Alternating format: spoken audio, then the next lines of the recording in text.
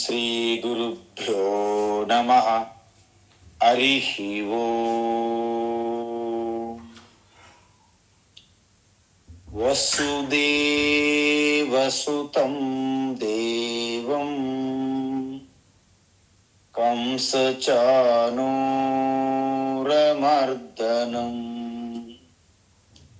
దేవకీ పరమానందం కృష్ణం వందే జగద్గురుం. తీర్త్వా మోహార్ణవం హత్వా రాగద్వేషాది రాక్షసాన్ సీతా శాంతి సమాయుక్త ఆత్మా రామో విరాజతే.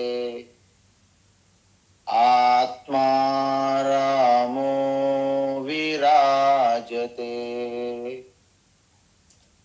ఆత్మస్వరూప బంధుగణ, మనం దైవీ సంపత్ గురించి చూస్తున్నాము. ఎందుకంటే మనకి ఎటువంటి ఈ దైవీ సంపత్తు ఉందో ఆ సంపత్తే మన లక్ష్యానికి చేరుస్తుంది. కాబట్టి దైవీ సంపత్తు ఉంటే దేవతా స్వరూపులుగా మీరు ఉంటారు. ఆసురీ సంపత్తి కలిగి ఉంటే అసురులుగా ఉంటారు. అంటే ఇప్పుడు ఉండడమే కాదు, మన జీవిత పరమ లక్ష్యాన్ని సూచిస్తుంది. అందుకోసం ఇప్పటి వరకు భగవాన్ అభయం సత్వ సంశుద్ధి జ్ఞానయోగ వ్యవస్థితి దానము దమః యజ్ఞ స్వాధ్యాయ తపః ఆర్జవం చెప్పారు. అదేవిధంగా ఇప్పుడు మరిన్ని ఆ యొక్క సద్గుణాలు అంటే దైవీ సంపత్ గురించి చెప్తున్నారు.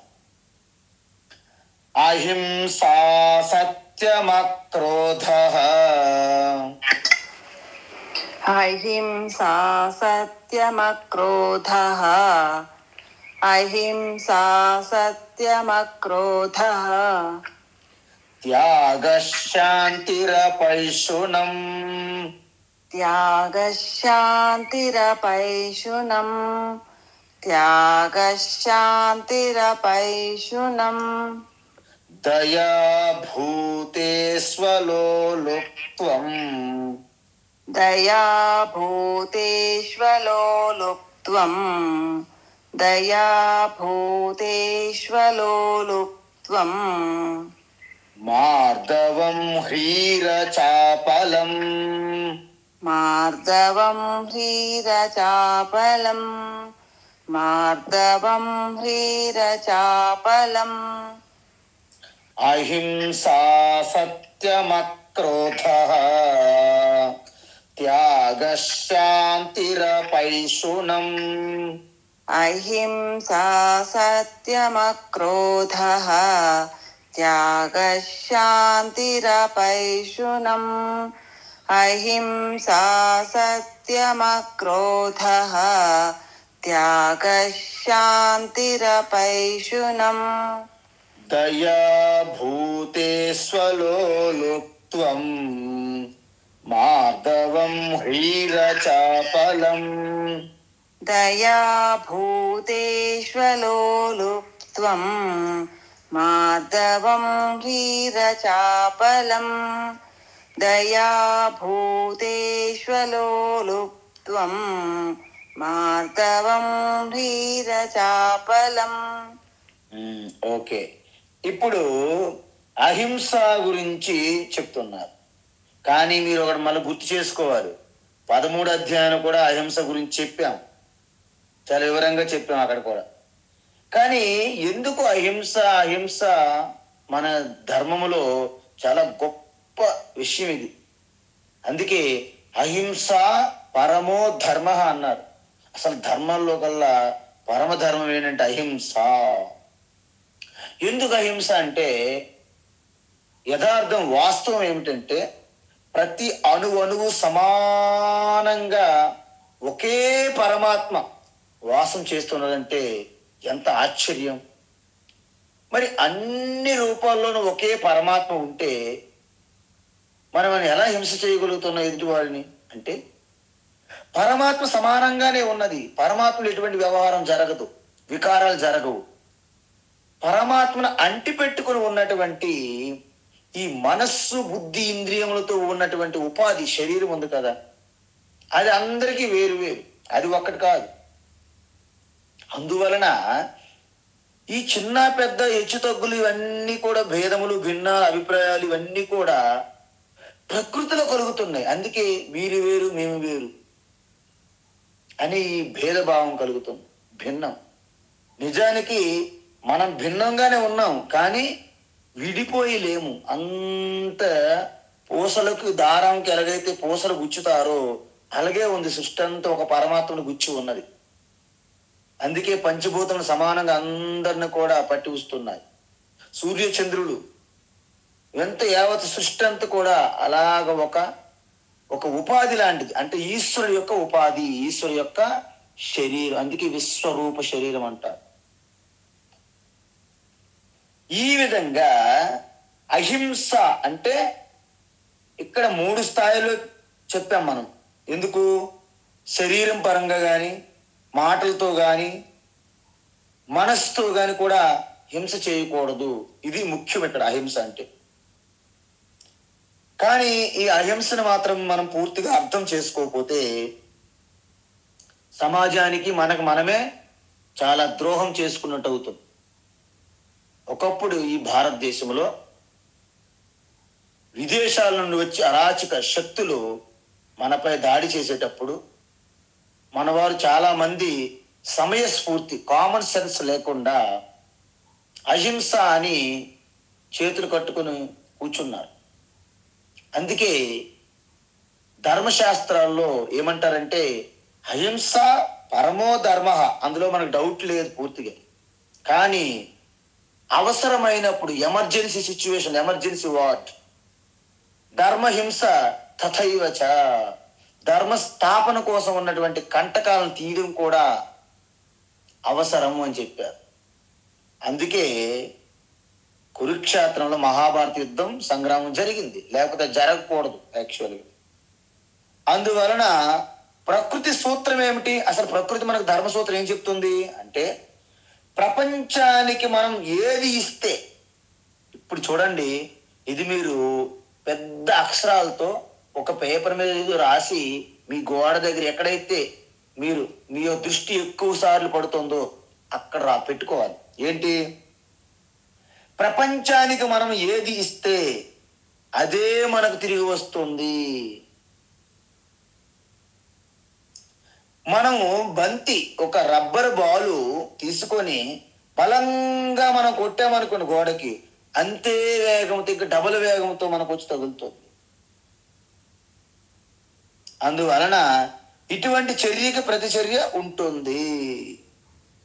కాబట్టి మనం ప్రపంచం అనే చూడండి, మనం బ్యాంక్ ఉంటుంది, బ్యాంకులో మీరు ఒక 10 లక్షలు వేస్తే మీ 10 లక్షల అమౌంట్ మీకు వస్తుంది. ఇంకెవరెవరో వేసుకున్న డబ్బులు మీకెందుకు వస్తాయి? మీరు వెయ్యిన డబ్బులు మీకెందుకు వస్తాయి? కాబట్టి ఈ సృష్టి కూడా ఒక బ్యాంకు లాంటిదే. సృష్టి ఎలాంటిది? ఒక బ్యాంకు లాంటిది. సృష్టి అనేది ఒక గోడ లాంటిది. అందువలన ఇక్కడ మనం ఏంటి, మనం ఏం వేస్తే, ఏ విత్తనం వేస్తే ఆ వృక్షం వచ్చినట్లుగా మనం హింస వేస్తే సహజంగా మనకి హింస తిరిగి వస్తుంది. అందుకే మన చేతి ద్వారా ఒక్కొక్కసారి కొంతమంది చెప్తుంటారు మా దగ్గరికి వచ్చి, కొన్ని హింసాత్మక కార్యక్రమాలు చేస్తుంటారు. కొంతమంది ఉంటారు మాఫియా, లేకపోతే ఇలాగా ఫ్యాక్షనిస్టులు అంటారు. ఒక్కసారి వారు కత్తి పట్టారనుకోండి, తర్వాత నేను అన్ని విడిచిపెట్టేసాను, మొర్రో నన్ను వదిలిపెట్టండి అని ఆయన వదిలిపెట్టరు. ఒక్కసారి కత్తి పట్టుకునే వాడికి ఇంక దాంతోనే అంతం ఉంటుంది. ఎవరవని, ఎప్పుడవని. అందువలన మన ప్రశాంతత కోసమైనా సరే, అంటే మనం శాంతంగా ఉండాలన్న హింసకి మనము తావివ్వకూడదు.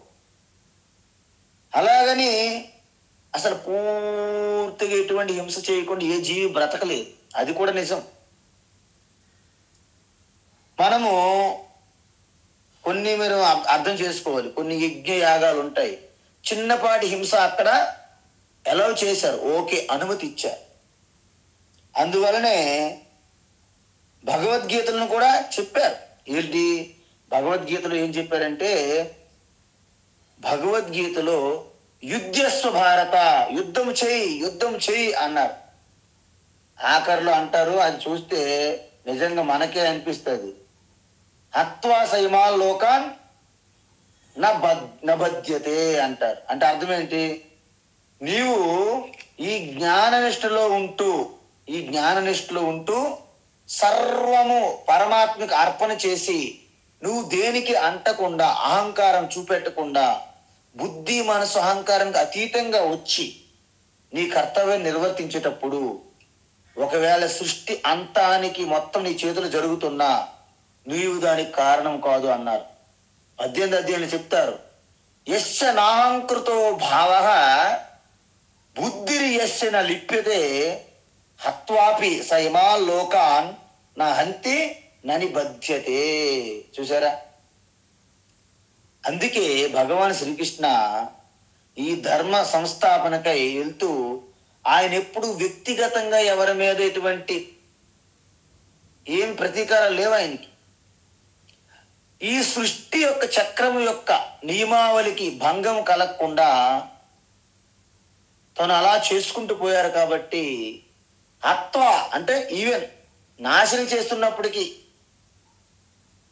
ఈ లోకములో ఎటువంటి ఆ యొక్క హింసాత్మకమైనటువంటి బంధనము అంటదు అని చెప్పారు. అందువలనే ఇక్కడ అహింస గురించి చెప్పి మళ్ళీ అర్జునికి యుద్ధం చేయమంటున్నట్టు మీరు అర్థం చేసుకోవాలి. ఇదేంటి అంత ఉల్టాగా చెప్తున్నారు భగవాన్ అనిపిస్తుంది మనకి. అంటే తను చెప్పింది తానే ఖండించుకుంటున్నాడా, విరుద్ధంగా చెప్తున్నారా అని మనకు అనిపిస్తుంది. కానీ ఈ సూత్రం చాలా సూక్ష్మమైనది అర్థం చేసుకోవడానికి. కొన్ని చోట్ల అహింస అట్టర్ ఫ్లాప్గా ఓడిపోతుంది. ముందే మీకు చెప్పాను, అహింసా పరులు మన చేతులు కట్టుకుంటే ఏమైంది, దేశాన్ని కొల్లగొట్టారు, విద్యా వ్యవస్థను నాశనం చేశారు, సంప్రదాయ సంస్కృతిని సర్వనాశనం చేశారు. అందువలన దుర్యోధనుడు, శిశుపాల వీళ్ళందరూ కూడా వాళ్ళకి ఇచ్చిన అవసరం ఇచ్చారు, అవకాశాలు, కానీ అక్కడ అహింస అనేది పని చేయలేదు. అందుకే సామధాన భేద దండన వరకు వెళ్ళాల్సి వస్తుంది, 4వది స్టెప్. అందువలన మనము కూడా ఏం చెయ్యాలి అంటే, ధర్మయుద్ధం చేయడం వల్ల మనకు పాపము రాదు అన్నారు అర్జునుడికి. ఇప్పుడు ధర్మయుద్ధం చేయితే పాపం రాదు, ఇంకేమవుతుంది, పుణ్యం వస్తుందని చెప్పారు. అందువల్ల అన్ని సందర్భాల్లోనే హింస పాటించాలి. కానీ కొన్ని ఎక్సెప్షన్స్ ఉంటాయి.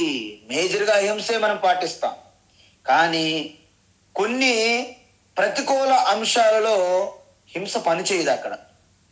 ఎందుకు? ఇప్పుడు డాక్టర్ తీసుకుందాం. డాక్టర్ కనుక నేను హింస చేయను అని కూర్చున్నాను అనుకోండి, మరి సర్జరీ చేయకపోతే ప్రమాదం కదా. అందువలన డాక్టర్ సర్జరీ చేస్తే అది హింస చేసినట్టు అవ్వదు.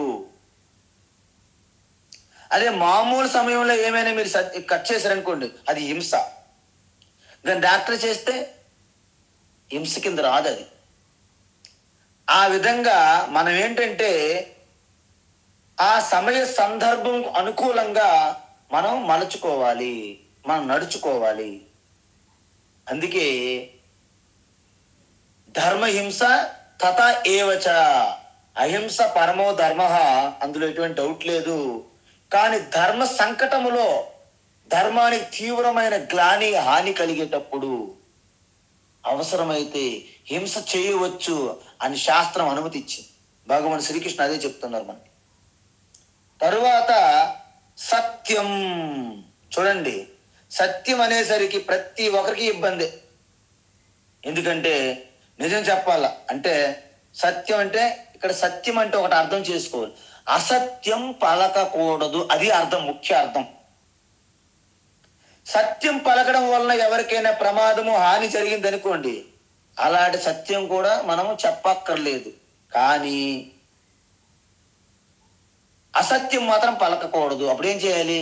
సైలెన్స్, మౌనం. మౌనం వ్యాఖ్య ప్రకటిత పరబ్రహ్మతత్వం అన్నట్లుగా మీరు మౌనం వహించాల్సి. ఇంకొకటి ఏంటంటే హింస పాటించాలనే అంటే మనం ఏమంటాము, సత్యం పాటించాలంటే మనం ఏం చేస్తాము? ఎదుటి వారికి మనం సత్యం పలుకుతాం. కానీ ఎదుటి వారి సత్యం పలికేటప్పుడు ఒక్కొక్కసారి హింస జరిగే అవకాశాలు ఉంటాయి. అందువలన అసత్యం పలకూడదు, అహింస పాటించాలి. ఈ రెండు ఒకదానికొకటి ముడిపడి ఉంటాయి. ఒక్కో సందర్భంలో మీకు సత్యం చెప్పామా, అక్కడేం జరుగుతుంది. చిన్న ఉదాహరణ, ఒక సన్యాసి సాధు మహాత్ముడు ఒక కుటీరంలో ఉన్నారు అడవిలో. ఒక రాజ్యంలో ఒక దొంగ పడ్డారు. అనేక ఆభరణాలు దొంగిలించుకుంటూ వెళ్తున్న సమయంలో ఆ సైన్యం వెంటపడ్డారు. ఆ దొంగని వెంబడిస్తున్నారు. ఆయన తప్పించుకొని అడవిలోకి పారిపోయారు. వాళ్ళ వెనక సైన్యం కదా, విడిచిపెట్టరు కదా. వెళ్తుంటే వెళ్ళగా ఒక కుటీరం చూసి ఆ కుటీరంలో భయంతో లోపలికి వెళ్ళిపోయి దాక్కున్నాడు. అక్కడ జపం చేస్తున్నటువంటి ఆ యొక్క సాధువు ఇలా లేచి చూశాడు. ఓ, ఎందుకు వెళ్ళాడు? ఓకే. మళ్ళీ వెనుక చూస్తే మొత్తం అనేక ఆయుధాలతో సైన్యం వస్తుంది, వెంబడిస్తుంది. వచ్చారు. మహాత్మాజీ, ఇక్కడ ఒక దొంగ ఇటు ప్రవేశించాడా అన్నారు. అప్పుడు ఏం చెయ్యాలి? సత్యం అని చెప్పాలనుకోండి, అవును మా కుటీరం లోపల ఉన్నాడు, వెళ్ళండి అన్నారనుకోండి, ఆయన పట్టుకుని విడిచిపెట్టరు, చంపేస్తారు కూడా. మరి అలాంటప్పుడు నీ సత్యం వలన ఒక ప్రాణానికి హాని కలుగుతుంది, ప్రాణ నష్టం, ప్రాణ సంకటం. కాబట్టి అలాంటి సందర్భంలో చాలా సావకాశంగా ఆలోచించి అక్కడ సత్యము కంటే అసత్యంకి విలువ వస్తుంది ఆ సమయంలో, ఒక్క సమయంలో. అందువలన సత్యం అంటే అసత్య వర్జనం అన్నారు ముందు. దాని అర్థం అంటే ప్రతి సత్యం అనుకుని మనం చెల్తే సమాజంలో జీవించలేము కూడా. అందువలన అక్కడ మహాత్ములు నీ ఇటువైపు వెళ్ళలేదని చెప్పారు, అంతే. వెళ్ళారు కానీ ఇటువైపు వెళ్ళలేదని చెప్పారు, కుటీరం లోపలికి వెళ్ళలేదని చెప్పారు. సో ఆ తర్వాత ఆయనకి అర్థమైంది, నిజం చెప్పుంటే ఈ మనిషిని చంపేసేవారు కదా. కాబట్టి ఆ సత్యానికి ఈ మనిషి ప్రాణానికి మనం కంపేర్ చేసుకునేటప్పుడు ఒక ప్రాణాన్ని కాపాడటమే గొప్పది. కాబట్టి అక్కడ అసత్యం వలన ఎటువంటి దోషము ఆ మహాత్ములకు ఉండదు అంటారు. ఇదే విధంగా మనకి ప్రతిసారి కూడా మనం ధర్మ సంకటంలో పడతాం. ఎందుకంటే మన పిల్లలు కానీ, మన మిత్రులు కానీ, మన బంధువులు కానీ పొరపాటు చేస్తుంటారు. దాన్ని డైరెక్ట్గా మనం ఎత్తి చూపామనుకోండి, వాళ్ళు హర్ట్ అయిపోతారు. హర్ట్ అయిపోతే ఏమవుతుంది? సర్లే హర్ట్ అయింది, హర్ట్ అయినట్టు కాదు, మీ నుండి కట్ అయిపోతారు మళ్ళీ. సో హర్ట్ తర్వాత కట్. అందువలన వాళ్ళని మనం అంత తొందరగా చెప్పలేము సత్యంగా.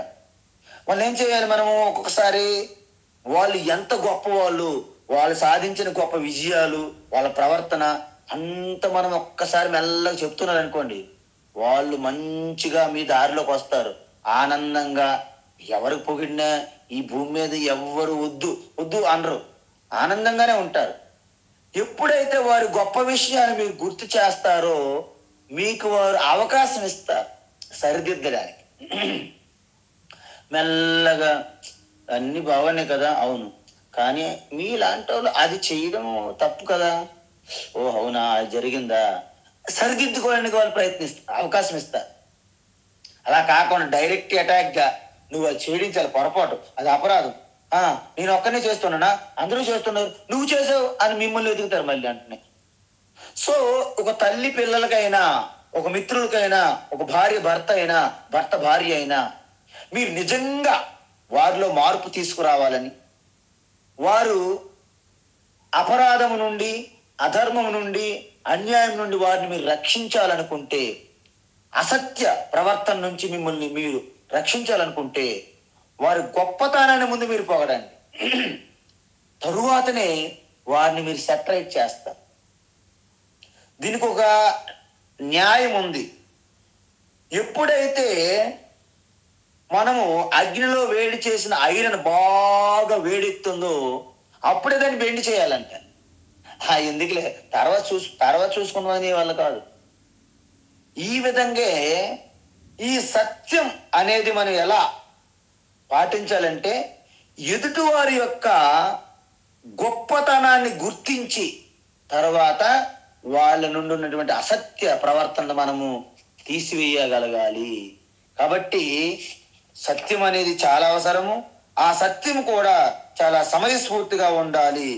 అంటే మనం ఈ వాతావరణాన్ని గుర్తించి మనం ఆ అసత్యమని విడిచిపెడితే అది మంచిది, లేకపోతే విపరీత పరిణామాలు వచ్చే అవకాశం ఉంటుంది. అందువలన సత్యం పరగడం వలన ఆ గొప్పతనం చూడండి. సత్య హరిశ్చంద్ర మన యొక్క సనాతన ధర్మంలో ఒక తలమానికము వంటిది.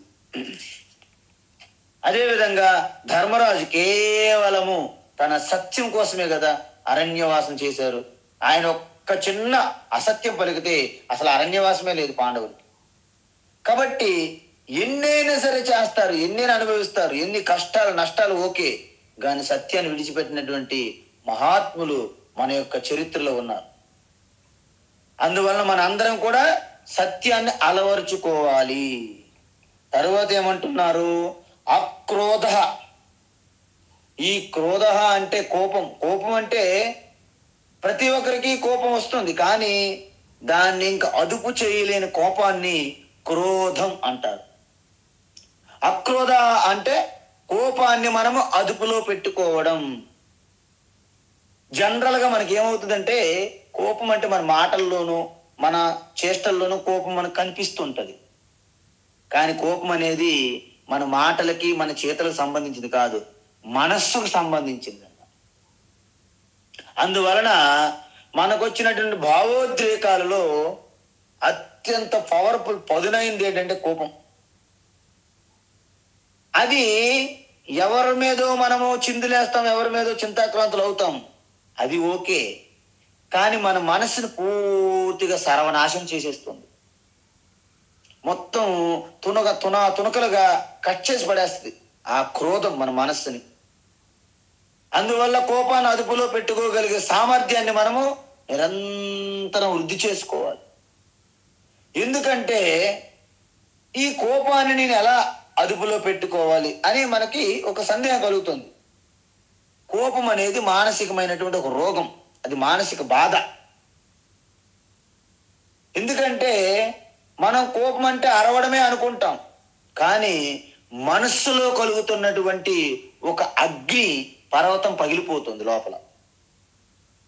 అందువలన మనము బాహ్యంగా ప్రదర్శిస్తాం. కోపం మనస్సుకు సంబంధించింది, అది బయట ప్రదర్శిస్తేనే మనకు తెలుస్తుంది ఎదుటి వాళ్ళకి.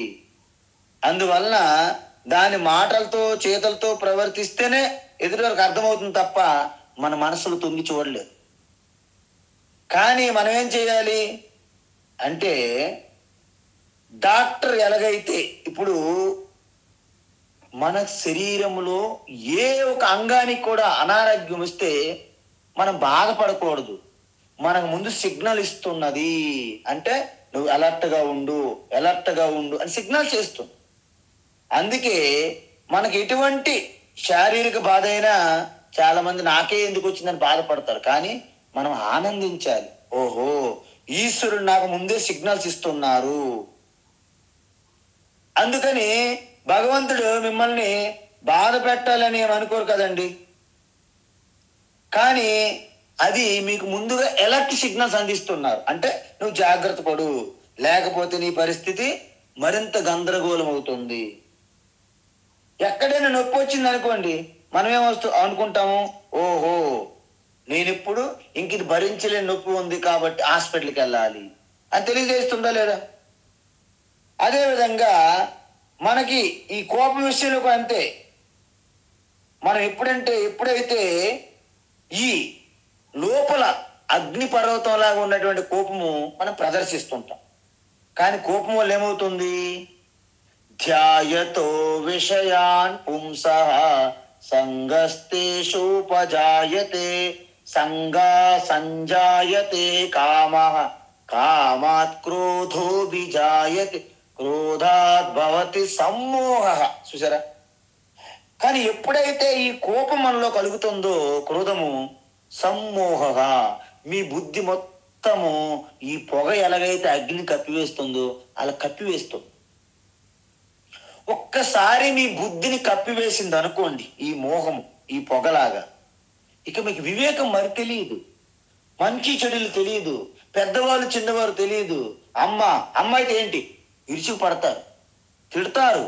ఒక్కొక్క చోట్ల వినలేము, చూడలేము. తల్లిదండ్రులను కొట్టే అలాంటి అసురులు కూడా ఉన్నారు ఈ సమాజంలో. అంటే దాని అర్థం ఏంటి? ఆ సమయంలో తల్లి, తండ్రి, గురువు, పెద్దవాళ్ళు ఏం తెలియదండి. తరువాత మళ్ళీ వాళ్ళు చాలా పశ్చాత్తాపడతారు. అందువలన ఈ కోపం అనేది చాలా ప్రమాదము. మనకి ఎటువంటి విషయం కలిగినా దానికి అనేక కారణాలు ఉంటాయి, ఒక్క కారణమే ఉండదు. అయితే మనం ఆ సమయంలో కాస్త వివేకముతో, ఓర్పుతో, సహనముతో మీరు కొంత సమయం ఇస్తే మీకు సెటరైట్ అయిపోతుంది, అంత తీవ్రత ఉండదు. కోపం కూడా మనస్సుకు వచ్చే ఒక సూచన, ఇండికేట్ చేస్తుంది. చూసావా, నీ మనస్సు సరిగ్గా లేదు కాబట్టి నువ్వు అలర్ట్గా మనస్సు మీద దృష్టి పెట్టు అని చెప్పడం అన్నాడు. కోపం వస్తుంటే దేని వల్ల కోపం వచ్చిందో దాని కారణం తెలుసుకుంటే దానికి అనుగుణంగా మనము ఒక ఉపాయం చూడవచ్చు. అందుకే డాక్టర్ దగ్గరికి వెళ్తే మీ జబ్బుకి కారణం ముందు చూస్తాడు. ఎందుకు వచ్చింది, ఎలా వచ్చింది చూడాలి. ఇప్పుడు ఎలా నువ్వు ప్రవర్తిస్తున్నాను ఓకే, కానీ నీ రోగమునకు మూల కారణం ఏమిటి, ఎలాగున్నదో ఈ కోపానికి కూడా ఆ మూలంలోకి వెళ్ళి మనం చూడాలి. అందువల్ల కోపాన్ని నియంత్రించడం అంటే, కోపం మనస్సు యొక్క స్థితి అని మనస్సు మీద వచ్చే సూచన తెలుసుకున్నాం కదా. అందువల్ల మనం ఏం చేస్తాము, మన బుద్ధిని వాడి ఎందువల్ల కోపం వస్తుందో అని ఒక్కసారి గుర్తించారనుకోండి, దానికి మెడిసిన్ వేస్తారు మీరు. అలా కోపాన్ని గుర్తించకుండా మనం కవర్ చేసుకుంటూ ఎదుటివారి అందే కారణాలు వెతికామనుకోండి, మీ కోపం నుండి మీరు బయటపడరు. సరే బయటపడకపోతే ఏమైంది, ఉంటే మీ బుద్ధి మొత్తం సర్వనాశనం అయిపోయి మీరు ఒక మోహములో పడిపోయి ధర్మము, అధర్మము, వివేకం కోల్పోతారు. అందువలన మనస్సుకు జరిగినటువంటి ఈ కోపం ఏదైతే ఉందో మొత్తం మీ యొక్క ఇంద్రియములు, శరీరం మీద కూడా ప్రభావం చూపుతుంది. అంటే కోపంగా ఉన్న వ్యక్తికి అనేక రకమైనటువంటి మానసికంగా, శారీరకంగా సమస్యలు వచ్చే అవకాశం ఉంది. కాబట్టి మనస్సులో వస్తున్నటువంటి ఆ బీజంగా ఉన్నటువంటి కోపాన్ని మనము కారణాన్ని అన్వేషించి దానికి అక్కడే మూలములోనే మనం తుంచేయాలి. ఇది అక్రోధ అంటారు. తరువాత త్యాగం గురించి ఎంత చెప్పినా తక్కువే. కానీ ఇక్కడ 2 విషయాలు మాత్రం మనము గుర్తించుకోవాలి. ఏంటి? త్యాగ అంటే 2 రకాల త్యాగాలు ఉంటాయి. వాస్తవానికి శంకరాచార్య త్యాగ అంటే సన్యాస అని చెప్పారు. ఇది సన్యాసం అంటే మీరు అందరూ భయపడిపోతారని ఇంకా ఆలోచిస్తున్నా. కానీ త్యాగం అంటే 2 రకాలు. ఏంటి? ఒకటి బాహ్య త్యాగము, 2 అంతర్త్యాగము. బాహ్య త్యాగాన్ని సన్యాసము. మీరు మానసికంగా కూడా సన్యాసిగా ఉండొచ్చు, తప్పేం లేదు. ఇప్పుడు చూడండి, బాహ్య సన్యాసం అంటే ఏంటి? మనకు వర్ణాశ్రమ ధర్మం ఉన్నది. అంటే ఏంటి? బ్రహ్మచర్యం, గృహస్థ, వానప్రస్థం, సన్యాసాశ్రమం. అందువలన బ్రహ్మచర్యము, గృహస్థ, వానప్రస్థం తర్వాత 4వ ఆశ్రమానికి మీరు వెళ్ళాలనుకుంటే క్రమంగా అది సన్యాసాశ్రమం. త్యాగం అంటే బయటికి కనిపించేది, సన్యాసాశ్రమం స్వీకరించడం అని అర్థం. మరి అంతర్ సన్యాసం అంటే ఏంటి? అంతర్ సన్యాసం కలగాలంటే మీకు విరక్తి కలగాలి. విరక్తి ఎందుకు కలుగుతుంది? మీరు బాగా ఈ వాతావరణాన్ని, పరిస్థితుల్ని, వ్యక్తుల్ని, సంబంధాలని, మీ అనుభవాల్ని వెంట వెంట విడిచిపెట్టకూడదు. ఒక్కసారి వాటి మీద దృష్టి పెట్టి మీరు గమనించి పరిశీలిస్తే మీకు విరక్తి వస్తుంది. ఈ సృష్టిలో విరక్తి రాని వ్యక్తి లేరంట, అసలు యాక్చువల్గా ఎవరు ఉండరంట. ఎందుకు? పరిశీలించాలి. మనం పరిశీలించాం కదా. ఒక వ్యక్తికి ఈయనకి అసలు వైరాగ్యం అనేది తెలియదని అన్నారనుకోండి, అంటే లేదని అర్థం కాదు. ఆయన విషయాలని గమనించట్లేదు. ఎక్స్పీరియన్సెస్, వ్యక్తుల్ని, వారి హావభావాల్ని, వారి ఆలోచనల్ని, వారి ఎమోషన్స్ని, వాళ్ళ థాట్స్ని, వాళ్ళ వ్యవహారాన్ని, ఈ ప్రపంచాన్ని గమనించట్లేదని అర్థం. గమనించిన వ్యక్తికి ఏం కలుగుతుంది? విరక్తి కలుగుతుంది. ఏంటి విరక్తి కలుగుతుంది? ఏదైతే క్షణికమో, ఏదైతే అత్యంత అశాశ్వతమో, అనిత్యమో, దాన్ని బట్టి ఎవరు వేలాడరు. మరి దేన్ని బట్టి వేలాడాలి? ఏది సత్యమో, శాశ్వతమో దాన్ని పట్టుకొని వేలాడాలి. ఇప్పుడు అక్కడ మనం నది దాటాలి. అక్కడ ఒక పడవ ఉన్నది, అక్కడ ఒక కుక్క కూడా నీరులో తాగుతుంది. ఇప్పుడు దేన్ని పట్టుకొని మనము నది బయటికి వెళ్ళాలి అవతలకి? కుక్కతావు పట్టుకుని వెళ్ళమంటారా? బోట్ ఎక్కి వెళ్ళమంటారా? బోటు కొంత మీకు గ్యారంటీగా నది దాటించే అవకాశం కనిపిస్తున్నది. కుక్క తోక పట్టితే ఆ కుక్క నీవు ఇద్దరూ వెళ్ళిపోవచ్చు, నదిలో కొట్టుకుపోవచ్చు ఆ బలమైనటువంటి ప్రవాహములు. కాబట్టి ఇక్కడ విరక్తి అనేది అన్ని విడిచిపెట్టడం కాదండి.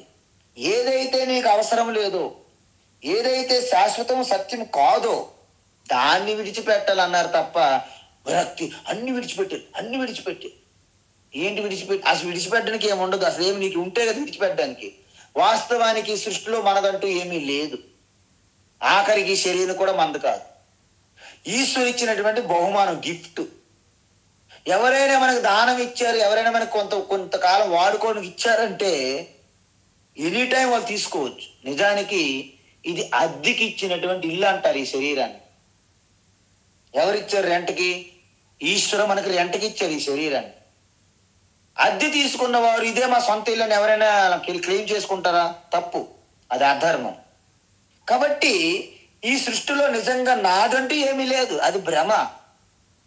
కాబట్టి దేని మీద మీకు అహంభావం, అభిమానం?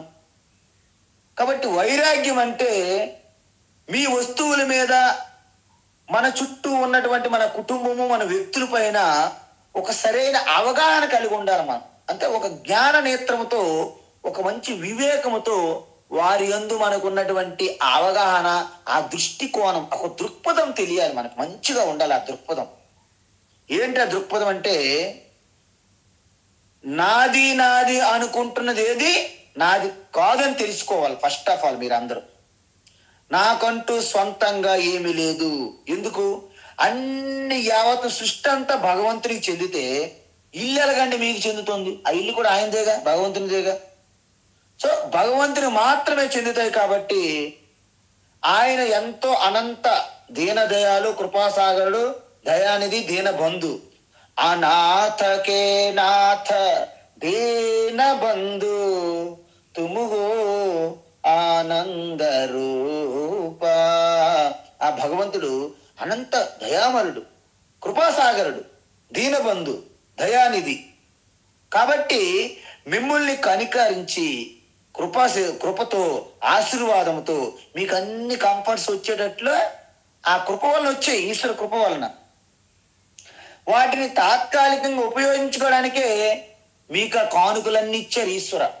మీకు కంఫర్టబుల్ ఇల్లు, గాడి, వెహికల్, పిల్లలు, భార్య, భర్త, తల్లి, తండ్రి, అనుకూలంగా ఉన్నటువంటి వాతావరణ పరిస్థితులు అన్నీ మీకు ఉన్నాయి ఈ రోజంటే ఈశ్వరుడు కృప మీ యందు ఉన్నదని అర్థం. అంతే తప్ప నా గొప్పతనం వచ్చాయని అహంకారం వద్దు అంటున్నారు మహాత్ములు. అందువలన వాటితో మైమరిచిపోయి విపరీత ప్రవర్తన మనం చేయకూడదు. అలాంటి మైమరిచిపోయి విపరీత ప్రవర్తన చేసిన వాళ్ళందరూ కూడా సర్వనాశనం అయ్యారు. రావణుడు మైమరిచిపోయాడు. లంక హిలోకాధిపతి రావణ ఏమయ్యాడు? సర్వనాశనం. హిరణ్యకశిపుడు ఎక్కడ చూసినా హిరణ్యాయ నమః అనమనేవాడు. ఓం నమో నారాయణ అంటే ఆయనకి పడదు. వాళ్ళందరూ ఏమయ్యారు? దుర్యోధనుడు. వీళ్ళందరూ కూడా నాశనం అయ్యారు. ఎందుకు? ఇవన్నీ మేము సంపాదించుకున్నాము, మాదే అనే ఒక గర్వం, అహంకారం. రహస్యం తెలీదు. వాటిని వాడుకొని వాటి ద్వారా నేను ఒక వీటికి అతీతమైనటువంటి ఆధ్యాత్మికంగా స్పిరిచువల్ గా నేను ఎదగాలి అనే అవకాశం ఇచ్చారు భగవంతుడు మనకి. ఇవి దేన్ని కూడా మనతో పాటు శాశ్వతంగా ఉంచుకుంటామని మనం అనుకోకూడదు. ఆఖరికి ఈ శరీరము, ఇంద్రియం, మనసు, బుద్ధి కూడా మీవి కావంటే ఇక అర్థం చేసుకోవాలి. అన్ని భగవంతునికే చెందుతాయి. చివరికి ఎక్కడికి వెళ్తాయి? చివరికి ఆయనకే చేరుతాయి. ఎలా? ఆకాశాత్ పతితం తోయం యథా గచ్చతి సాగరం సర్వదేవ నమస్కారః కేశవం ప్రతి గచ్చతి. ఆకాశాత్ అంటే ఆకాశము నుండి, అనేక శలయేళ్ళు, నదులు, కాలువలు, ఆకాశము నుండి పడుతున్నట్టు వర్షపధార నీరు, చినుకులు అన్ని చివరికి ఎక్కడ చేరుతాయండి? సముద్రంకి ఎలాగైతే చేరుతాయో, ఈ సృష్టిలో ఉన్న ప్రతి ఒక్కటి మంచి చేయడానికి అన్ని కూడా ఎవరు చేరాలి? కేశవం ప్రతి గచ్చతి. మళ్ళీ ఆ కేశవుని వద్దకు పోతాయి, ఈశ్వరు వద్దకు పోతాయి. అందువలన భగవంతుడే నాకు వాటిని అన్ని ఇచ్చాడు కాబట్టి వాటికి నేను ట్రస్టీని. చూసారా, దేవాలయంకి ఒకసారి చైర్మన్ పెడతా, టీటీడీ చైర్మన్. ఆ 5 సంవత్సరాలు వారు రాజకీయ నాయకులు కాబట్టి ఏమనుకుంటారంటే వాళ్ళు టీటీడీ నాదే, నా సొంత ప్రాపర్టీ అనుకుంటారు కొంతమంది. ఒక్కోసారి చూసాం, అలాంటి వాళ్ళని కూడా చూస్తారు మీరు. బాబు, నువ్వు రక్షించడానికి కొంత సమయం నీకు ఇచ్చారు అవకాశం, ధర్మకర్త. ఆయనకి మనకు అందించినటువంటి ఇన్ని సదుపాయాలు ఇచ్చారు కదా శరీరంతో పాటు, వాటన్నింటిని ఏ క్షణంలోనైనా ఈశ్వరు తీసుకుని హక్కు ఉన్నదా లే? చెప్పండి ఈశ్వరుకి, భగవంతునికి. మరి భగవంతునికి ఏ టైంలోనే తీసుకునే హక్కు ఉన్నది కాబట్టి ఆయన మీకు చెప్పి తీసుకోవచ్చు, చెప్పకుండా కూడా తీసుకోవచ్చు. మీకు నోటీస్ ఇవ్వచ్చు. ఒక్కొక్కసారి గౌరవంగా మీ యొక్క మంచితనము, మీ ప్రవర్తన బాగుంటే 6 నెలలు, 1 సంవత్సరము మీకు నోటీస్ ఇస్తారు, మీరు ఖాళీ చేయాల్సిందే. ఒక్కొక్కసారి నెల ఇవ్వచ్చు, ఒక్కొక్కసారి వారం రోజులు మీకు నోటీస్, గెట్ అవుట్, లేకపోతే మీ టైం అయిపోయింది. ఎలాగైతే మనం అద్దె కట్టాలని యజమాని ఎలాగైతే మనల్ని బలవంతంగా మీరేం ఖాళీ చేయండి, వద్దు మీరు ఖాళీ చేయండి అంటారో, ఆ విధంగా భగవంతుడు కూడా మనల్ని ఖాళీ చేసే అవకాశం ఉంది. కాబట్టి దీన్ని బట్టి మీకు ఏమర్థమవుతుంది? ఆయన ఎప్పుడు తీసుకోవాలనుకుంటే అప్పుడు తీసుకుంటారు. కాబట్టి మనం ఎప్పుడు కూడా ఒక ఎయిర్పోర్ట్లకు వెళ్ళేటప్పుడు, లోపలికి వెళ్ళేటప్పుడు నవ్వుతూ థ్యాంక్ యూ, స్వాగతం, వెల్కమ్, వెళ్ళిపోయేటప్పుడు thank you, bye bye, good bye అని నవ్వుతూ చెప్తుంటారు అక్కడ ఎయిర్ హోస్టెస్. అదే విధంగా మనం కూడా ఆగతే స్వాగతం కుర్యాత్ గచ్చంతం నా నివారయేత్. వచ్చిన వాడికి స్వాగతం చెప్పడము, వెళ్ళిపోయిన వాడికి బాయ్ బాయ్, గుడ్ బాయ్, టాటా, గుడ్ బాయ్ చెప్తుండాలి. ఇది ఈశ్వరునితో మనం ఉండవలసినటువంటి వ్యవహార శైలి. దీనిని త్యాగం అంటారు ఇక్కడ భగవాన్ శ్రీకృష్ణ. మీరు దేన్నైనా అనుభవించండి. ఇక్కడ నేను అనుభవించకూడదనేమి అక్కడ కండిషన్ లేదు. దేన్నైనా అనుభవించండి, ఆనందించండి. మీరు మంచి ఇంద్రప్రస్థం నగరంలో ఉండండి, మంచి భవనాల్లో ఉండండి, కారులో వాడుకోండి, అన్ని వాడుకోండి. కానీ ఒక్కడ మాత్రం గుర్తుపెట్టుకోవాలి, ఏంటి? ఇవన్నీ నాకు భగవంతుడు వాడుకోవడానికి ఇచ్చారు అని గుర్తుపెట్టుకోవాలి మనం. వీటిలో దేన్నైనా తనకి ఎప్పుడు ఇష్టమైతే అప్పుడు వెనక్కి తీసుకోగలరు. మీ బిజినెస్ ఒక్కసారి వెనక్కి తీసుకోగలరు, మీ ఉద్యోగం ఒక్కసారి వెనక్కి తీసుకోగలరు, మీ ఆరోగ్యాన్ని ఒక్కసారి వెనక్కి తీసుకోగలరు, అవసరమైతే మీ శరీరాన్ని ఒక్కసారి వెనక్కి తీసుకోగలరు. మీ సంబంధాలన్నీ కూడా పటాపంచులు అవుతాయి ఒక్కసారి. మా కురు ధన జన యౌవన గర్వం హరతి నిమేషాత్ కాల సర్వం. ధనము, యవ్వనము, జనము, పుత్రులు, మిత్రులు, కలత్రము, బంధువు, బాంధవ్యాలు, వ్యాపారాలు, అన్ని ఉద్యోగాలు సర్వము ఒక్క హరతి నిమేష, ఒక్క నిమిషం కాలంలో మొత్తం హరించుకుపోవచ్చు ఒక్కొక్కసారి అంటారు. ఇది గుర్తుపెట్టుకొని మనము నిరంతరం అలర్ట్ గా ఉండాలి. అంటే అశాశ్వతానికి, అనిత్యానికి వదిలేయడానికి సిద్ధంగా ఉండడమే వైరాగ్యం అంటారు ఇక్కడ. అది మమకారాన్ని వదులుకోవడమే వైరాగ్యం అని చెప్పబడుతుంది. కాబట్టి మనందరికీ కూడా త్యాగం అనేది మనకి ఎక్కడికో తీసుకుపోతుంది. అందుకే సన్యాసులకి ఏమంటారు మంత్రము? నా కర్మణ నా ప్రజయాదనేన త్యాగేనైకే అమృతత్వం ఆనసగు. చూసారా, ఒక్క త్యాగం వల్లనే నీకు మోక్షం వస్తుంది తప్ప ఇంకా రెండోది లేదు అని చెప్పేశారు సన్యాసి మంత్రం అది. కాబట్టి ఈ త్యాగం అనేది మీరు అలవాటు చేసుకోవాలి. తర్వాత శాంతి అంటే ఇది చాలా గొప్ప విషయం. ఎందుకంటే మనలో ప్రశాంతమైన మనస్సు, ఆందోళన, అలజడి లేని మనసు ఉందంటే అది నిజంగా మీకు అది ఒక ఈశ్వర ఆశీర్వాదం.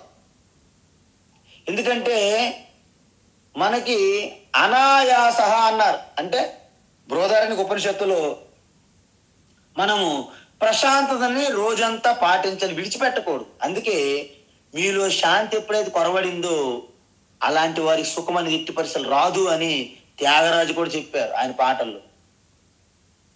ఇక్కడ భగవద్గీత 2వ అధ్యాయంలో చూసాం, అశాంతస్య కుత సుఖం. అశాంతిగా ఉన్న వారికి సుఖం ఎక్కడదండి? రాదు. శాంతి లేకే సౌఖ్యం లేదు రామ అని త్యాగరాజు చెప్పినట్టుగా ఇక్కడ మనం ఏం చెప్పాము? సమత్వం అన్నాం. సమత్వం యోగ ఉచ్యతే అని చెప్పాం 2వ అధ్యాయం. అంటే ఈ ద్వంద్వాలకి రెండిటికి కూడా సమానంగా ఎవరైతే స్వీకరిస్తారో వారు శాంతికి ఎటువంటి భంగం ఉండదు. అందువలన శాంతి అనేది చాలా గొప్ప విలువ. ఎందుకంటే మనస్సు ఎవరికైతే శాంతంగా ఉంచుకుంటారో వారి బుద్ధి తెలివిగా పనిచేస్తుంది, చురుకుగా పనిచేస్తుంది. ఒకవేళ మనస్సు అల్లకల్లోలంగా కలత చెంది ఉంటే బుద్ధి ఇంకా పని చేయదు కదా, బుద్ధి వాపోతుంది. నా పరిస్థితి ఇంతే. ఒక్కొక్కసారి మీరు చూడండి, ఒక్కొక్క కుటుంబంలో భార్య భర్తలు ఎవరో ఒకరు మొండికేసి కూర్చుంటారు. ఆ రెండో వారు ఎంత దిగాలుగా ఉంటారంటే ఏంటి నా పరిస్థితి, అలాంటి పరిస్థితి వస్తుంది మన బుద్ధికి. ఎందుకంటే మన బుద్ధి, మన మనస్సు ఇల్లు నడుపుతున్నటువంటి ఒక భార్యాభర్తల మాదిరిగా ఉంటాయి. అందువలన ఒకరికి ఒకరు సహకరించుకోవాలి. అంటే రెండు కూడా అత్యంత అన్యోన్యంగా సహకారంగా ఉండాలి. ఏంటి? మనస్సు, బుద్ధి. బుద్ధి అనేది చాలా వివేకంగా ఉంటే మనస్సు అనేది ఒక ఎమోషనల్ గా డామినేట్ చేస్తుంది. ఒక్కొక్కసారి మనసు డామినేట్ చేసేటప్పుడు బుద్ధి వెళ్ళకెళ్ళ పడిపోతుంది. ఒకవేళ మనస్సు గనక ప్రశాంతంగా శాంతంగా ఉంచితే బుద్ధి తన యొక్క ఆలోచనల్ని, తన ప్రణాళికల్ని కూడా అమలు చేయొచ్చు. అందుకే ప్రతి ఇంట్లో కూడా స్త్రీ అత్యంత ప్రశాంతంగా ప్రసన్నంగా ఉన్న ఇల్లే ముందుకు వెళ్తుంది.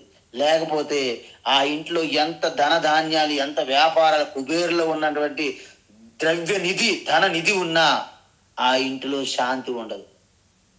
అందువలన శాంతి అనేది మీరు నిరంతరం కాపాడుకోవాలి. అంటే ఎటువంటి లాభ నష్టాలు, శీతోష సుఖ దుఃఖాలు, అన్ని ద్వంద్వాలకు కూడా కలత చెందకుండా మనోధైర్యంతో దాన్ని ఎవరైతే ఆస్వాదిస్తారో, ఎవరైతే నెట్టుకొస్తారో, ఎవరైతే ఆ యొక్క మనోధైర్యము, బుద్ధి యొక్క కుశలత, వివేకముతో వచ్చినటువంటి, త్యాగముతో వచ్చినటువంటి ఆ స్థితే మనస్ప్రశాంతత. తర్వాత అపైశునం. అంటే అపైశునం అంటే ఇది చాలా కష్టం. మన స్వభావం ఏంటంటే మనం రైటు, ఎదుటివారు తప్పు అనే ఒక భావన ఉంటుంది ప్రతి ఒక్కరికి. అంటే ఎదుటివారి యందు లోపాలు ఎత్తి చూపకుండా ఉండడము పైశునం. అంటే ఎదుటివారి లోపాలన్నీ ఎత్తి చూపడం. అలాగా వారి లోపాలన్నీ ఎత్తి చూపకుండా ఉండడమే అపైశునం. శాస్త్రంలో ఏం చెప్పారండి? భగవాన్ శివ చంద్రమ అంటే చంద్రుణ్ణి అలంకారంగా, భూషణంగా చూపెడతారు. విషాన్ని మాత్రము కంఠంలో దాచుకుంటారు. అంటే అర్థం ఏంటి? ప్రతి వారి ఎదురువారి యొక్క గుణగణాలు, మంచి సద్గుణాలను మనము పొగుడుతూ వారి అవగుణాలని మనం దాచేయాలి. చెప్పక్కర్లేదు, బయటికి ప్రచారం చేయక్కర్లేదు. గొప్పతనాన్ని, మంచితనాన్ని గంభీరంగా చెప్పండి, చెడుని నెమ్మదిగా రహస్యంగా చెవిలో చెప్పండి, వాళ్ళు మార్చుకుంటారు. అలా కాకుండా మీరు ఉల్టాగా వెళ్తే మరింత వాళ్ళు ఆసురికి ప్రవృత్తులకు వెళ్ళిపోతారు. అందువలన ఏమంటారు, ఈ పరగుణ ప్రకటీకరణము పరదోష తిరోధానము. అంటే పరుల యొక్క మంచి గుణాలు చెప్పాలి, వారి చెడు గుణాలని మనము దాచిపెట్టాలని అర్థం. ఇది మన శాస్త్రంలో ఉంది. మనకి ప్రతి దేవీ దేవత స్వరూపాల్లో కూడా మనం చూపెడుతుంటారు ఈ విషయాలు. అందువలన చెడు వినకూడదు, చెడు కనకూడదు, చెడు చెప్పకూడదు. ఈ 3 కోతులు గాంధీ అని మనం వినుంటాం ఈ పాటి. అందువలన మనం ఎదుటివారి గుణాలని ప్రచారం చేసుకొని వారిపై నిందలు అనేకం చేసుకుంటే అది చివరికి మీకు వచ్చి తగులుతుంది, ఈ బంతి గోడ కొట్టినట్టు. కాబట్టి పరనింద అనేది చాలా ప్రమాదము. తర్వాత దయాభూతేషు. చూడండి, దయ అంటే ఆ కారుణ్యత. అంటే మీ హృదయములో ఎవరికైతే కరుణతో నిండిపోతుందో వారు సహజంగానే దయాభావం కలుగుతుంది. అందువలన భూతేష్ అంటే తోటి మానవులే కాదు, సకల ప్రాణులు అని చెప్పారు ఇక్కడ. అందువలన ప్రతి ప్రాణి యందు కూడా మనము అత్యంత ఆ దయా జాలి కలిగి ఉండాలి. ఇంతకుముందు చెప్పాను నేను ఒకసారి, ఒక సాధు మహాత్ముడు నదీ స్నానం చేసుకుని వస్తేటప్పుడు ఒక తేలు ఈ నీటిలో పడి కొట్టుకుంటుంది, చాలా బాధపడుతుంది. తనని ఇలా రక్షించాలని తీస్తే తనకి ఒక్క కాటు వేసింది ఆ చేతికి. చాలా చాలా నొప్పి, బాధ. విడిచిపెట్టాడు, మళ్ళీ నీటిలో పోతుంది. మళ్ళీ రక్షించడానికి ప్రయత్నించాడు, మళ్ళీ కాటేసింది. ఎందుకు అంటే పక్కన ఉన్నటువంటి బ్రహ్మచారి అడుగుతున్నాడు, గురువు గారిని నిందిస్తున్నాడు, మీరు ఇలాగా ఆ తేలుని రక్షించడం అనేది తెలివి తక్కువ మూర్ఖత్వము అంటారు. సాధు మహాత్మ అంటారు, నేను ప్రతి ప్రాణి ఆపదలో, కష్టాల్లో, బాధలో ఉండేటప్పుడు దాన్ని రక్షించాలనే స్వభావం నా యొక్క సహజంగా ఉన్న స్వభావము. మరి దానికి ఏది తగిలినా దాన్ని కాటు వేయడం అనేది తేలు స్వభావము. ఎవరి స్వభావం విడిచిపెట్టరు అంత తొందరగా. అందువలన నా స్వభావాన్ని నేను విడిచిపెట్టలేను, కాటు వేసే స్వభావం తేలు విడిచిపెట్టదు. దీనిలో మూర్ఖత్వం ఎక్కడ ఉన్నదని గురువు గారు ప్రశ్నించారు. ఆ విధంగా ఇక్కడ దయ అంటే ఎవరి హృదయములో ఆ కరుణ ప్రేమ నిండిపోతుందో వారు చేసే ప్రతి పని దయా జాలితో కూడి ఉంటుంది. అది ప్రమాణం అన్నమాట. అందుకే మనము అన్ని ప్రాణులు కూడా నేనే అయి ఉన్నాను, దాంట్లో వాసన ఎవరు చేస్తున్నారు, నేను నిజానికి నేనే ఆత్మయే. కాబట్టి ఇటువంటి భావం చూస్తే అప్పుడు ఎవరికి కూడా ఎటువంటి హాని మనం చెయ్యలేము. ఎందుకు, సకల ప్రాణుల్లోనూ ఆ విష్ణు వాసం చేస్తున్నాడు, శివ శాంతి స్వరూపంగా, ఆ దేవి శక్తి స్వరూపంగా ఉన్నది. కాబట్టి ఎవరిని హాని చేయలేము, అందరికీ దయా జాలితోనే ఉంటాము. అలోలుప్తం అంటే ఇంద్రియ విషయ వస్తువులని ఎదురుగా ఉన్నా కూడా వాటికి ఆకర్షణ కాకూడదు. అంటే ఏంటి, లోలుప్తం అంటే ఆ లాలస లంపట. వీడంతా విషయలోలుడండి, వీరి విషయలోలులండి అంటారు మనోళ్ళు. అంటే ఇంకా అదే ధ్యానం అనమాట, విషయాల మీద, విషయ వస్తువుల పైన, వేరు వేరు గాసిప్స్ మీద, ఏవైనా సరే. సో ఇవన్నీ ఒక మాయాజాలం, ఇంద్రజాలం. కాబట్టి మనం వాటికి బానిసలుగా మారకుండా ఆ నిగ్రహంతో మనం ఉండాలి, ఇంద్రియ నిగ్రహంతో. సో ఈ విధంగా మనకి అనేక వస్తువులు, వ్యక్తులు, సంబంధాలు, అధికారాలు, బాంధవ్యాలు, ఇవన్నీ వ్యాపారాలు, ఉద్యోగాలు, ఈ రకరకాల మనకి ఆకర్షణకు గురి చేస్తాయి. ప్రమోషన్ ఇస్తే బాగుండు, ఎదుటిని తొక్కేసైనా మనకు ప్రమోషన్ కావాలి, అధికారంలో రావాలి, ఎదుటివారిని తొక్కేనా మనకు అధికారంలో రావాలి, ధనవంతులు కావాలి, ఎదుటివారిని తొక్కేనా మనం ధనవంతులు కావాలి. ఇవన్నీ ఉంటాయి, ఎక్కడికి వెళ్ళినా వదలవు. కాబట్టి ఈ లాలస లంపట అనేది చాలా ప్రమాదం. కాబట్టి అటువంటి ప్రలోభాలు ఎదురుగా ఉన్నప్పుడు కూడా వాటికి లొంగకుండా ఆత్మ నిగ్రహంతో ఎవరైతే ఉంటారో దాన్ని అలోలుప్త్వం అంటారు. అంటే ఆత్మ నిగ్రహం అంటే ఏంటి, ఇంద్రియము మనస్సు రెండు కూడా కట్టడి చేసుకుని ఉండాలి. ఎక్కడ పడితే అక్కడ ఫ్రీగా వదిలేయకూడదు. స్వామి చిన్మయానంద అంటారు, ఏది చూస్తే అది చూడాలని, ఏది వింటే అదే వినాలని, రుచి, వాసన, స్పర్శ అన్ని. అంటే మీకు ఎటువంటి కంట్రోల్ లేకపోతే మన మనస్సు, మన ఇంద్రియములు పబ్లిక్ టాయిలెట్ లాగా అయిపోతాయని చెప్తారు స్వామి చిన్మయ. చూడండి, మన ఇంట్లో ఉన్నటువంటి వాష్రూమ్ టాయిలెట్ ఎంత శుభ్రంగా చేసుకుంటామో అక్కడ పబ్లిక్ శౌచాలయం ఇక వెళ్ళలేం. మరి అంటే పబ్లిక్ శౌచాలయం అంటే మీరు వెళ్ళొద్దు అని అర్థం. ఇంక వెళ్ళలేము ఆ లోపలికి. అలా తయారు చేయకూడదు. పబ్లిక్ యాక్సెస్, దానికి కంట్రోల్ పెట్టాల. సో ఈ విధంగా అలోలుప్తం చాలా గొప్ప వాల్యూ. తర్వాత మార్దవం, చూసారా? మార్దవం అంటే మృదు స్వభావం అని అర్థం. అంటే మార్దవం అంటే మర్యాదస్తులు. మర్యాద రామన్ అంటారు చూసారా? అందుకే శ్రీరామచంద్రుల్లో ఉన్నటువంటి మర్యాద ఈ సృష్టికే తలమానికం. మర్యాద పురుషోత్తమ రామచంద్ర అంటారు. అంటే దురుసుగా మాట్లాడడం అనేది మన వల్ల కాదు. మీరు ఎంత వాళ్ళు నిందించినా ఏం చేసినా వాళ్ళు మీతో అంత కాఠిన్యంగా మాట్లాడలేరు. కొంతమంది అంత మృదు స్వభావం.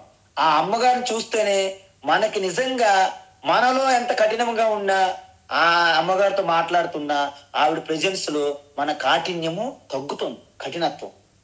అంటే మనలో ఆ యొక్క మృదు స్వభావం ఉండాలి.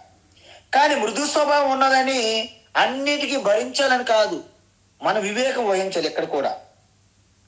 వజ్రాదపి కఠోరాణి మృదూని కుసుమాదపి లోకోత్తరాణాం చేతాంసి కోహి విజ్ఞాతుమర్హసి అంటారు.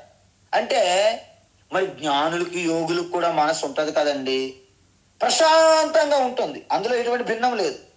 కానీ మనసు కూడా రెండు రకాల, మన కాయిన్ నాణ్యంకి ఎలాగైతే రెండు వైపులు ఉంటుందో అలా ఉంచుకోవాలి మన మనసుని. ఎలా?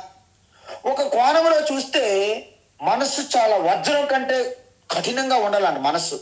అంటే మనోధైర్యం కలిగి ఉండాలి. మీరు కుంతిమాతలాగా, ఒక ద్రౌపది, ఒక సీత వజ్రం కన్నా కఠినంగా ఉంటుందంట మనసు ఒక సైడు. ఇంకో కోణంలో చూస్తే వెన్న కంటే మెత్తగా ఉంటుందంట. అర్థమవుతుందా? ఇంకో కోణంలో చూస్తే వెన్న కంటే మెత్తగా ఉంటుంది. కాబట్టి అంటే అర్థం ఏంటి? మీ మనస్సు అత్యంత ప్రేమతో కుసుమాకర, అలా అప్పుడే పుష్పం వికసిస్తున్నటువంటి ఆ కోమలంగా ఉంటది మనస్సు ఒకవైపు. ఇంకో వైపు ఒక్కొక్కసారి జ్ఞానుల్ని ఎంతమంది నిందించినా, అవసరమైతే కొట్టినా వాళ్ళు మనస్సు ఆ మనోధైర్యాన్ని విడిచిపెట్టరు. అది ఒక రాయి వలె తయారై ఉంటుంది వాళ్ళ మనస్సు. అత్యంత క్లిష్ట పరిస్థితినైనా వాళ్ళు ఎదుర్కొంటారు. చెక్కు చెదరకుండా మనస్సు ఉంటుంది. మనం కూడా ఈ మృదు స్వభావము ఆ యొక్క సమయ ఓచనంగా, ఒక సమయ స్ఫూర్తిగా మీరు మెలగాలి. ఇక లాస్ట్కి రీహి అంటే మీకు మీ అందరికీ తెలుసు, వీళ్ళకి కనీసం ఇది లేదండి, అసలు సిగ్గుపడట్లేదు, ఎలా డాన్స్ వేస్తున్నది, ఎలా మాట్లాడుతుంది, పెద్దవారితో అలాగే మాట్లాడతారా అంటారు మన వాళ్ళు, మన పెద్దవాళ్ళు. అంటే మనలో ఒక సభ్య సంస్కారం ఉన్నది. మనం విచ్చలవిడిగా కొన్ని ప్రదేశాలు చెయ్యం, కొంతమంది ముందు అలా చెయ్యం. అంటే మనలో ఒక చెడు గాని, ఒక అధర్మం గాని, అన్యాయం చేయడానికి చాలా బాధపడిపోతాం, వెనకాడుతాం. దాన్ని హ్రీహి అంటారు.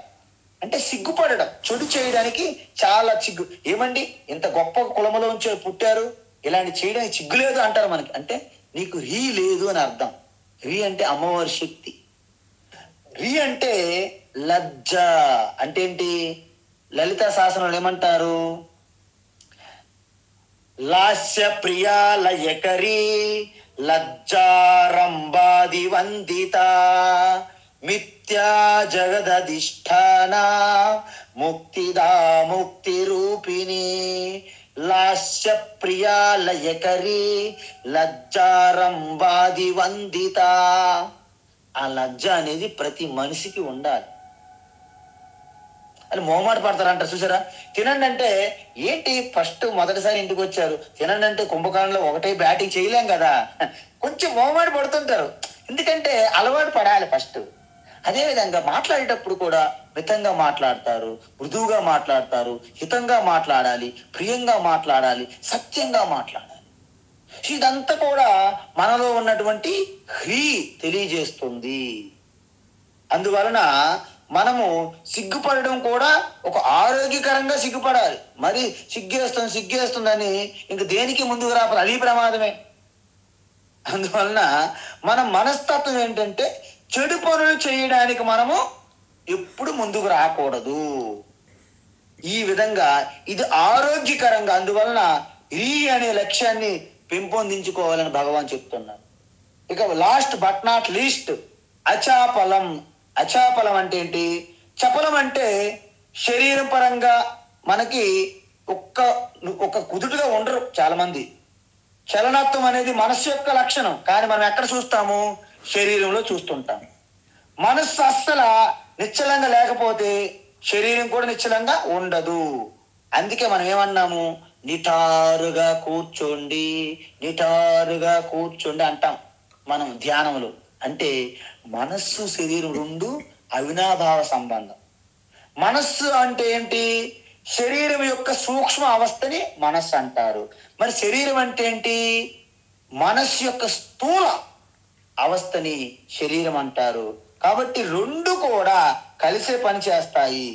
అందువలన ఆ చపలత్వం అంటే ఒక్క ఉదుట ఉండలేరు. కోతి అనుకోండి, నిరంతరం అక్కడి నుంచి దిగుతూ ఇరగలుగుతుంది, అక్కడికి జంపు చేస్తుంది, ఇక్కడ జంపు చేస్తుంది.